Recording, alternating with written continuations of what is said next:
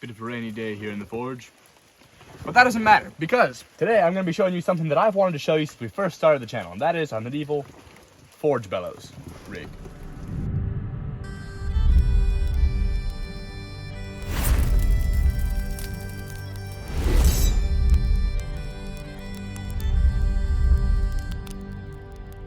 So essentially, how this is designed is you have a bearing here, essentially a bearing here, support, if you will, and basically they're just two trees that have a Y in them, like that, and there's an axle going in between them. On that axle there are two levers, essentially, and the one has a rope coming off of each end, which comes down to the handle of each bellows and lifts it up and down. The other comes out a little farther to a more convenient position for me, so that I can more easily pump it. And when I turn the axle, it lifts the lever ends up and down, pumping the bellows.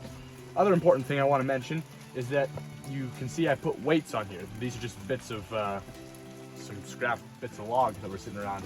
And the reason is because if you just let that drop like that and they don't have weights on them, they won't close fast enough. They won't shove out that air. They need to close quickly. So if your rope ever is slack like this, as it's falling, that's a problem.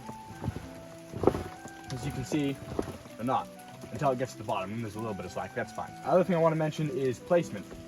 The reason why I built this where I did is so I can pump it from here, and I can tend the forge as I do it. The reason, if you don't already know, that this rig is important is that I don't have to stand at the back anymore and pump them. I can stand right up here, so it's easier to tend the forge. But the other thing is also, doing this by hand is a lot of work. You got to bring them up and push them down, which is what I was doing before. So this rig makes it very easy and convenient, and I'm actually getting more air out of it too.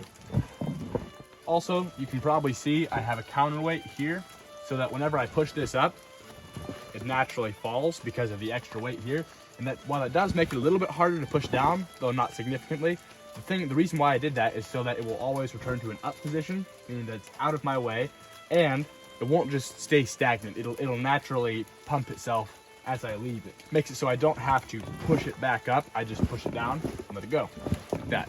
Very nice reciprocating motion. As you may already have noticed, if you've been watching my videos up to this point, these walls have become a lot thicker. I've made them thicker and stronger, and it's also become longer, the entire forge has. The reason for that is it was working pretty well actually, but number one, the hole where the air comes in, the tweer hole, was not in the center. So I just don't like that aesthetically anyway. And the other thing was that this wall, or the other two things actually, was this wall was kind of thin and wobbled a little bit and wanted to fall over. So that's why I made it more structurally sound. And then I made this forge also longer because charcoal's wanting to roll off the side every time I used it, and I had to put a blocker there. So I just made it longer so I don't have to do that anymore. Also, you might be interested to know that I built this bellows rig completely out of the woods with no other materials other than what I found out here. So I hope that video was informative, and until next time, farewell, wherever you fare.